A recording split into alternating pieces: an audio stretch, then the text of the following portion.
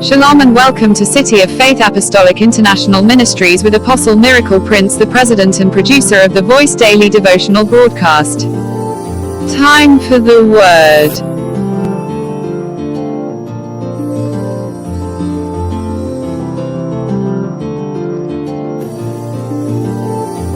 Playing more music at the weekend.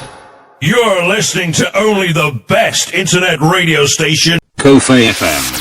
Usaba pamberi pamwari nokutikana ukaverenga Hosea chapter 8 verse 3 inoti Israel vakarasha zvakanaka, muvengi wavo uchavateerera. Hallelujah. Say, I love Jesus. I love you, my master. Usaba pamberi pamwari mukati mupenyu wako uchiteerera zvino zvisina maturo mukati mupenyu wako. Hallelujah. Nokuti kana ukabva pamberi pamwari, Satani anobva atora advantage yokuuya kuzoataka upenyu wako. Nokuti Satani unoteverera zvinhu zvose zvinenge zvafuratirwa naMwari. Nokuti hapana chinhu chinenge chakachimbirwa naMwari chingagona kuatakwa nowakaipa.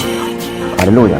Saka wanzi Mwari vabva paunenge uri iwewe, kureva kuti pauri iwewe panenge pava nerima. Haleluya. Saka pega pane rima, sezvo Satani ari werima, ndo paanoteverera kuzoataka, ndava panenge pasisina chiedza chaMwari. Haleluya. Israel vakarasha zvakanaka, muvengi wavo achavateverera.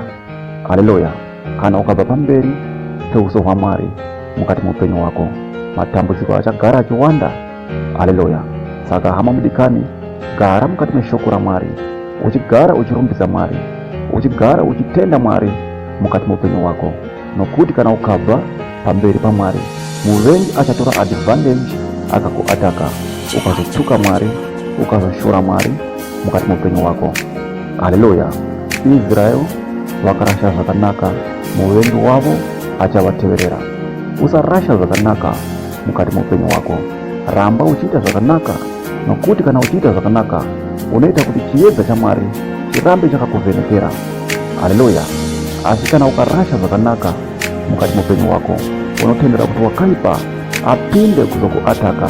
Nokuti wakaipa hagoni kuuya pauri kana chiedza chaMwari chichikuvhenekera. Haleluya. Asi kuti kana Mwari vachinge vabva pauri, kureva kuti pauri iwewe panenge pava nerima, pasisina chiedza. Saka wakaipa iye zvaari werima unoteerera pega pakafuratirwa naMwari panenge pane rima kuti agoataka. Haleluya. Usarasha zvakanaka mukati mupenyu wako, kuti chiedza chaMwari chigoramba chichikuvhenekera, kuti chiedza chaMwari chigoramba chichikuita zvakanaka mukati mupenyu wako. Haleluya. Muvengi wako achauya kuzokuataka kana ukarasha zvakanaka mukati mupenyu wako. Nokuti kana uchiita zvakanaka, unenge uchiita kuti chiedza chaMwari chirambe chichikuvhenekera mukati mupenyu wako. Ramba uchiita zvakanaka mukati mupenyu wako, hama mudikani, kuti chiedza icho chinova Kristo, shoko raMwari, chisagona kubva mukati mupenyu wako. Nokuti isu tose tinochengetwa nokuda kweshoko raMwari, ndiro chiedza chedu. Hama mudikani, kana ukabva mukati meshoko raMwari, watendera Satani kuti azoataka upenyu wako. Israel vakarasha zvakanaka, muvengi wavo achavateverera. Haleluya. Kana uri mukati meshoko raMwari, hakuna muvengi angauya akakuataka, nokuti chiedza chaMwari chinenge chakakuvhenekera mukati mupenyu wako. Ramba uchiita zvakanaka, hama mudikani. Jesu vachakuita zvakanaka, Jesu vachakuropafadza, Jesu vachakuzarura madhozi ese akavharika mukati mupenyu wako. Nokuti chiedza chavo chinova chiri mukati meshoko chinenge chichikuvhenekera mukati mupenyu wako, kana iwewe uchinge uri mukati meshoko raMwari. Nokuti shoko raMwari ndiro chiedza chedu. Haleluya. Kofe FM radio internet station. Kofe FM.